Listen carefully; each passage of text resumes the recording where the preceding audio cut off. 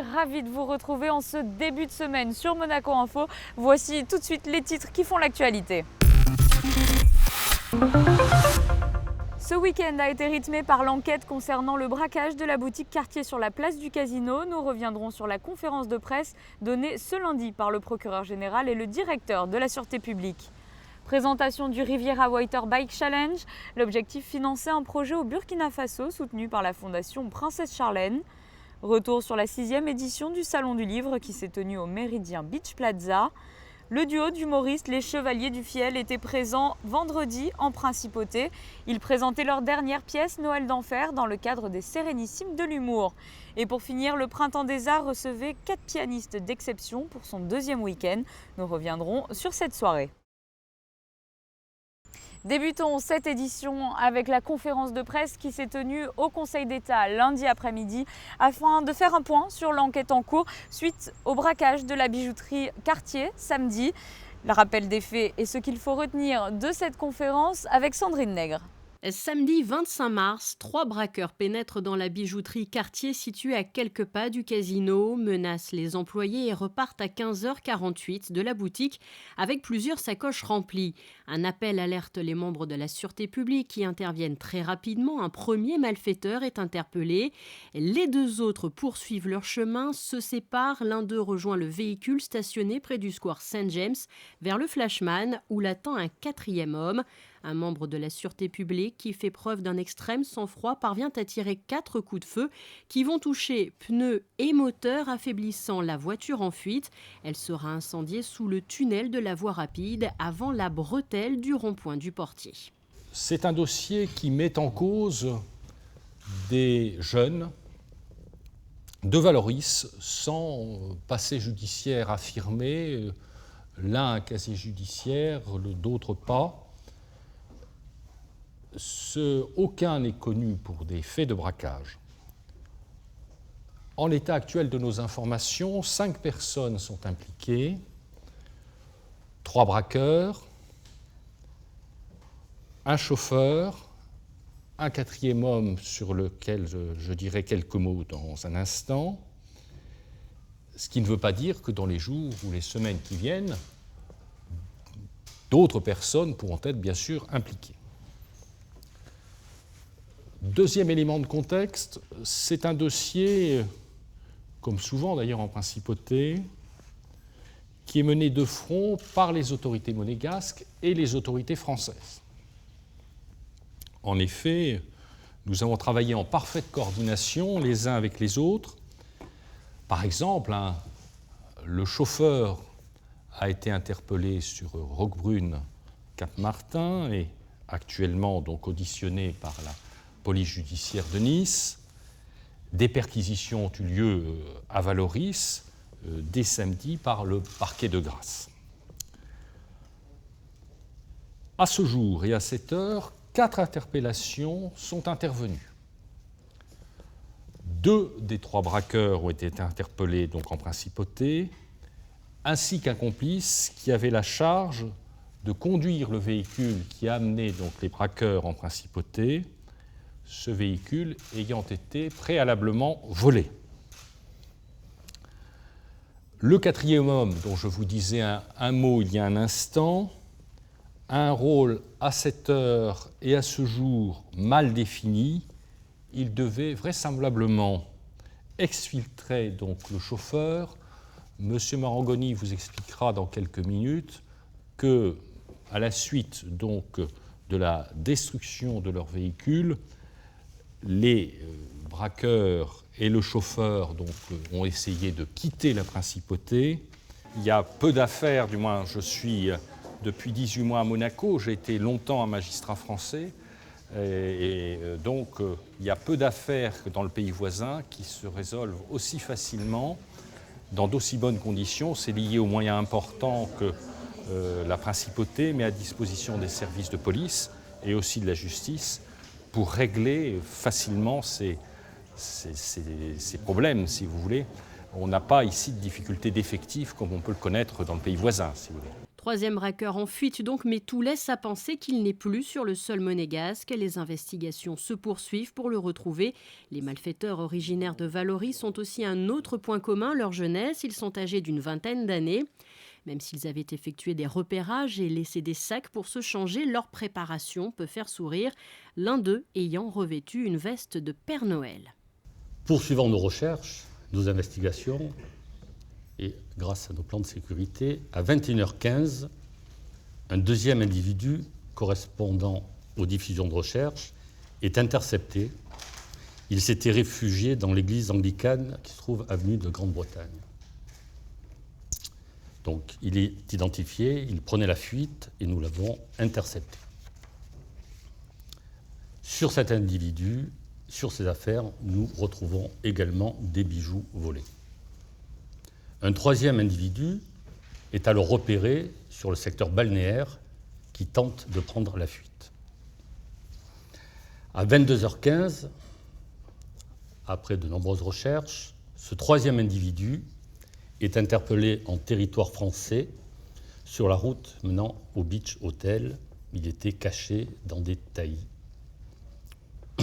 Et il a été identifié depuis, comme disait M. le procureur général, comme étant le chauffeur de l'expédition, le chauffeur de cette équipe. À 22h25, nous sommes toujours en opération de sécurité. Nous filtrons toutes les frontières de la principauté. Et au carrefour Saint-Roman, nous procédons au contrôle d'une personne à bord d'un véhicule dont l'apparence et le comportement nous paraît suspect. Et nous vérifions et nous apercevons qu'il s'agit du frère d'un des mis en cause, qui sans doute, mais là l'enquête le dira, venait sans doute essayer de récupérer son frère pour l'exfiltrer de la principauté. Donc il s'agissait de la 4e interpellation.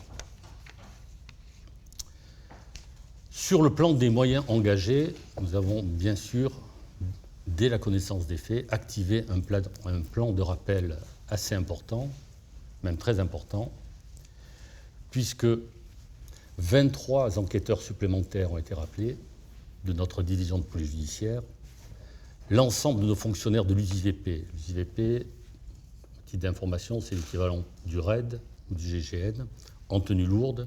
L'ensemble de cette unité est arrivé sur place, bien sûr, pour toutes les opérations périlleuses ou dangereuses. Des techniciens de police scientifique, des effectifs de notre OPC.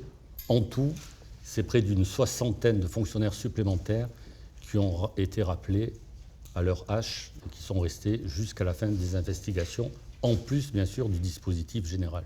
La boutique Cartier est bien sûr implantée en principauté, elle est sur la place du casino, mais elle a un système de sécurité qui est propre et qui a sans doute des vertus, qui peut être efficient, mais là, en l'occurrence, nous n'avions pas de liaison directe avec la maison Cartier. Donc effectivement, dans le cadre de réunions de travail, de nouvelles préconisations, nous allons voir ce qui peut être fait pour améliorer tout ça. Et c'est après avoir été prévenu par un appel téléphonique que, j'allais dire, toutes les forces de votre sûreté se sont mobilisées? Absolument, absolument. Et, ça a été très rapide puisque nous avons été lorsque nous avons été appelés, 3 minutes après, les 3 malfaiteurs sortaient de la boutique. Donc ça a été extrêmement rapide. D'où aussi la difficulté de se mettre en place dans un laps de temps si court. Donc ça veut dire aussi que nous avons été réactifs. Troisième braqueur toujours en fuite, donc soit la 5e personne qu'il faut interpeller. Les 3 sacoches ont été retrouvées, la dernière en date, lundi matin. Tout est en cours d'estimation, mais pour le moment, tout laisse à penser que l'essentiel du butin a été récupéré. Les malfaiteurs, à Monaco et à Nice, ont été présentés lundi après-midi à des juges d'instruction. Au mois de juin prochain, la Fondation Princesse Charlène organisera le Riviera Waterbike Challenge. L'objectif est de financer un projet au Burkina Faso où les programmes de la Fondation seront développés. Le récit de Patricia Navarro. Ce sera la première course relais sur l'eau en son genre. Le 4 juin prochain aura lieu le Riviera Waterbike Challenge, 21 km entre Nice et Monaco, à parcourir à l'aide de vélos aquatiques conçus aux États-Unis. Les vélos aquatiques Schiller sont vraiment nés à San Francisco comme un moyen de déplacement alternatif pour traverser de grands espaces aquatiques. La civilisation humaine a fait du paddle pendant 10 000 ans. Et moi je me suis dit, et si l'on pouvait rouler littéralement au-dessus des vagues et sur l'eau pour s'entretenir, ou juste pour le plaisir ou tout simplement pour l'aventure. C'est une belle manière de parcourir notre planète bleue. Ce Riviera Challenge va pouvoir permettre de financer la création d'un centre de sauvetage aquatique au Burkina Faso, une cause qui tient à cœur à la princesse Charlène dont la fondation œuvre en ce sens. Lors de la soirée de gala du Challenge organisée au Yacht Club, de grands champions étaient présents. Tous seront sur l'eau le 4 juin prochain. Ça va être un immense plaisir, un immense honneur de participer à cet événement. Voilà, j'ai eu la chance qu'on fasse appel à moi et j'ai accepté bien évidemment. Et voilà, ce sera à la fin de la saison, donc on prendra ça avec beaucoup de plaisir. Bien sûr, on essaiera d'être performant pour que la course se passe très bien pour tout le monde et voilà, on donnera à chacun le meilleur de nous-mêmes. J'ai décidé de m'engager cette fois pas dans le sport mais pour une association. Je trouve que c'est bien de consacrer un peu de temps, surtout pour une cause qui touche les enfants. Je trouve que c'est une bonne chose. J'ai commencé un peu à faire du vélo à la salle et je vais commencer à en faire aussi en extérieur. Et j'essaierai d'aller m'entraîner aussi sur ce beau vélo en mer quand j'aurai le temps. L'épreuve s'annonce très sportive. Pour assurer la sécurité des participants, une direction de course supervisera les opérations. À sa tête, la championne du monde de sauvetage côtier et de paddleboard, Stéphanie Barnex. Donc la direction de course va être sur l'eau, sur un PC course qu'on appelle. Effectivement, on va veiller au bon déroulement de la course, au respect du règlement par les compétiteurs et à la coordination en fait de tous les bateaux d'escorte sur l'eau. Alors c'est vrai, c'est un bon challenge en fait que se sont fixés ces sportifs et ces amateurs. Tous courent pour effectivement cette cause et je pense que ça peut être sportif. On va faire des points météo assez régulièrement quelques jours avant la course, puis la veille de la course et le matin même de la course pour voir quelles sont les conditions que devront affronter ces compétiteurs. Des ventes aux enchères traditionnelles et silencieuses ont ponctué la soirée de gala au Yacht Club dans une ambiance musicale avec la participation notamment d'une chorale sud-africaine, le Senestra Male Choir. Plus de 266 000 € ont été récoltés.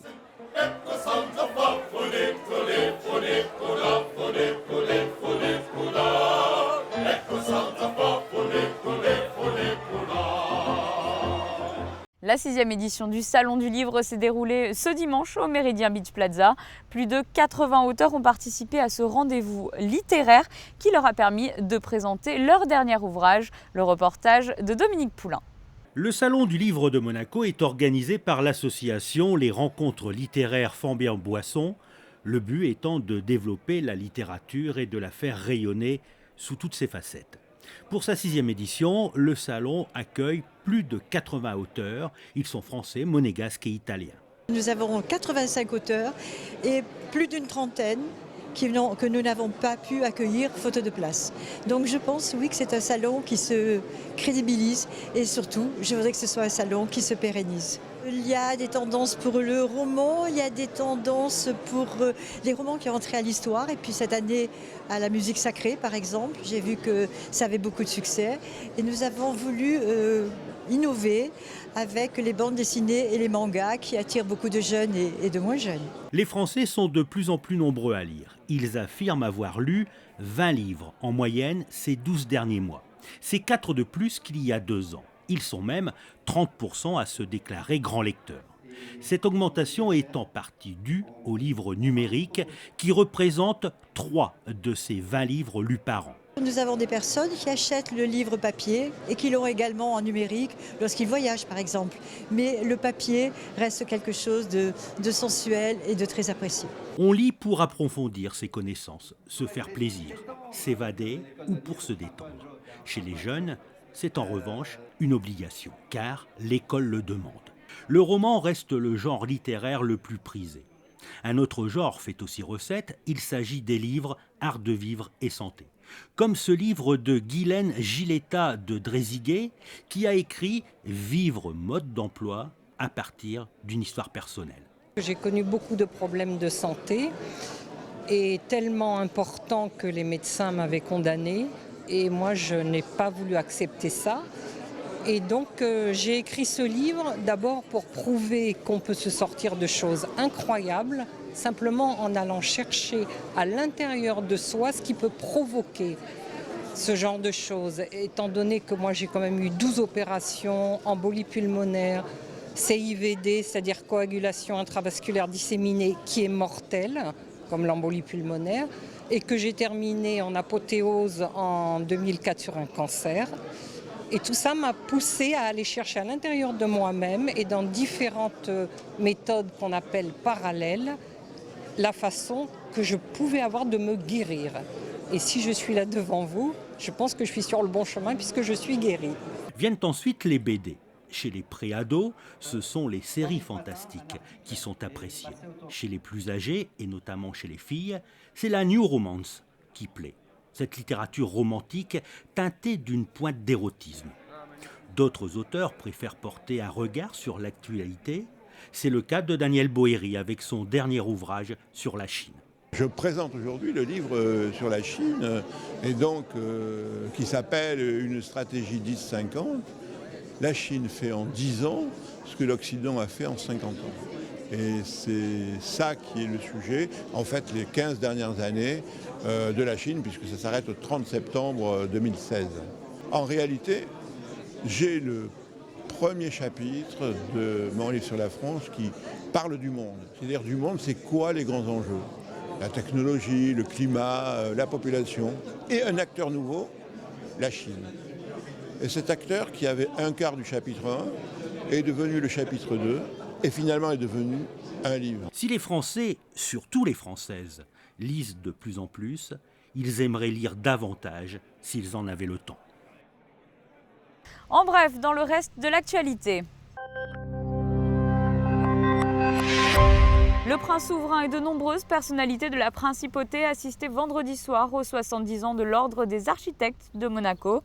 Une cérémonie qui s'est déroulée dans la salle blanche au cœur du casino de Monte-Carlo.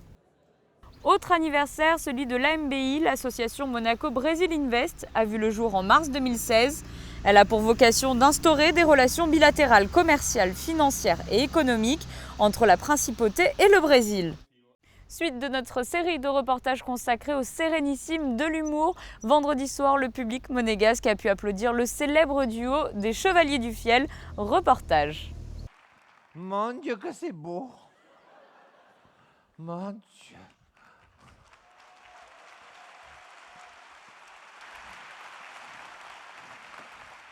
Christian, tape-toi les pieds. Je me les suis tapé les non, pieds. mais dehors il neige, il faut se taper les pieds. Mais je me les suis tapés. Tu l'as pas vu que je suis rentré, non, je me suis tapé à la les pieds. maison, si on était à la maison, tu te serais tapé les pieds. C'est pas parce que c'est une location qu'il faut pas se taper les pieds. Tape-toi les pieds. Je me les gonfle, je me les tape les pieds. Regarde, là, voilà. Tu vois, je me les tape là. Tu te les tapes, mais le cœur n'y est pas. 5-1. Quoi 5-1? Ah, c'est pas du foot, hein. 5 ça pour toi, 1 pour moi.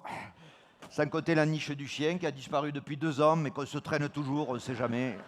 Les Lambert sont de retour. Après nous avoir emmenés en vacances puis en croisière, ce couple loufoque, interprété par le duo d'humoristes Les Chevaliers du Fiel, nous propose de passer avec eux un Noël d'enfer dans une station de ski du Jura. Ça marche tellement et on s'amuse tellement à le faire que... Oui, voilà, la famille Lambert va revenir. On n'en a pas marre. Non. Justement, est-ce qu'on peut parler un petit peu de ce couple, de leur personnalité ? Ah, ils sont chargés. Hein. Ils sont moyens mais sympas, comme plein de gens d'ailleurs. Enfin, voilà.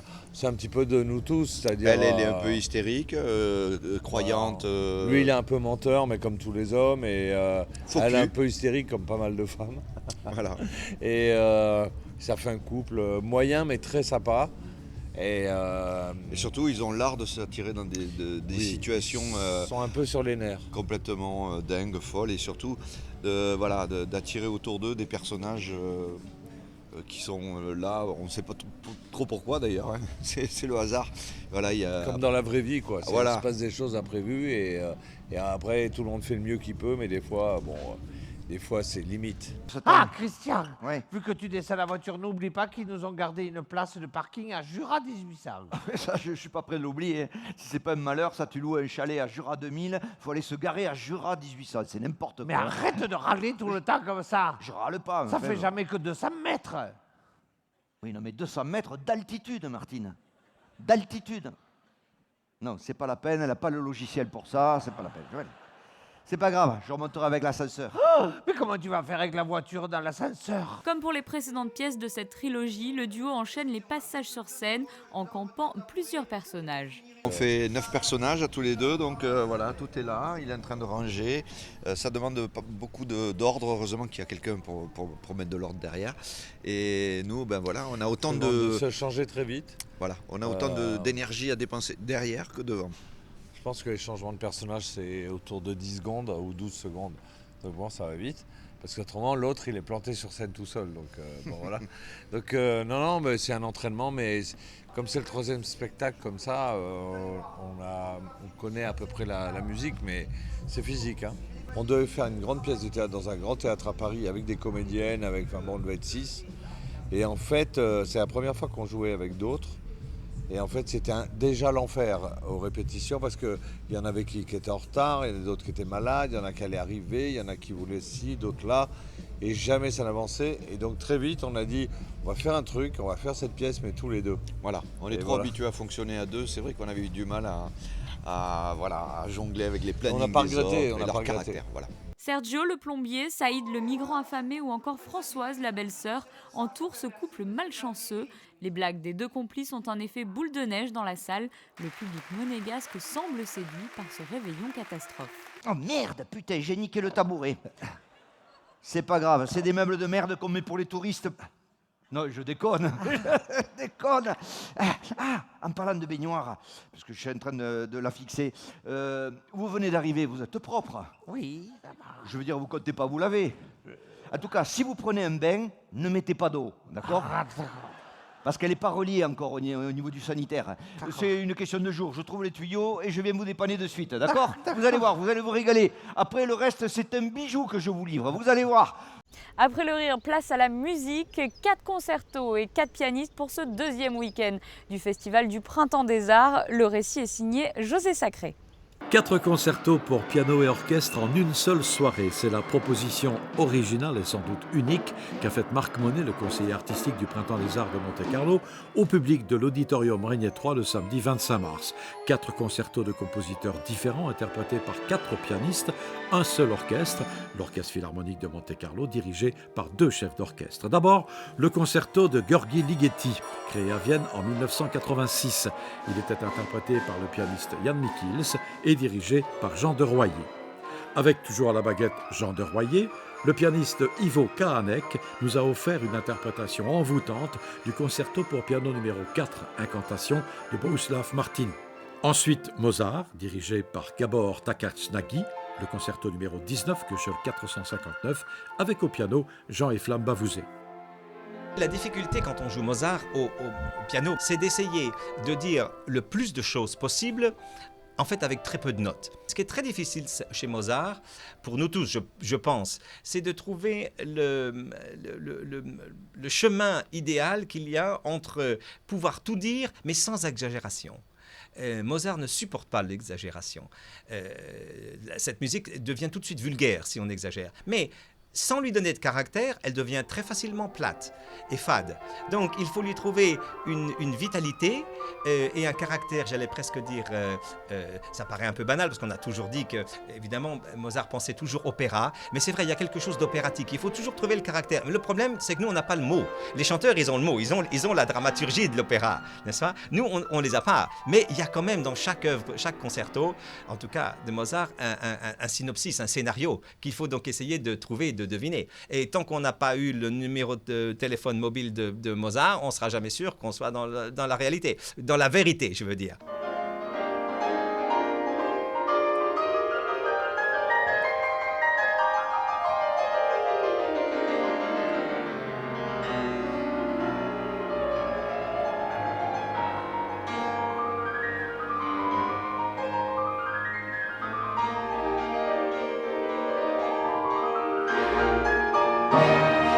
Enfin, le concerto numéro 5, dit l'Empereur de Beethoven, interprété par une véritable légende du piano, Bruno Leonardo Gelber. Bruno Leonardo Gelber, frappé très jeune par la maladie, est devenu l'un des meilleurs pianistes du XXe siècle, selon le magazine Diapason. Il a longtemps vécu à Monaco, sa deuxième patrie, dit-il volontiers. Pour le Printemps des Arts, il est venu spécialement d'Argentine, où il réside aujourd'hui. Bruno Leonardo Gelber a donné près de 5000 concerts dans 54 pays et joué près de 400 fois le 5e concerto de Beethoven. La musique est toute sa vie. J'ai fait un mariage vraiment avec le piano, avec un monsieur qui a une longue queue noire, qui me sourit tous les jours avec ses dents noires et blancs, et je lui suis fidèle depuis toujours.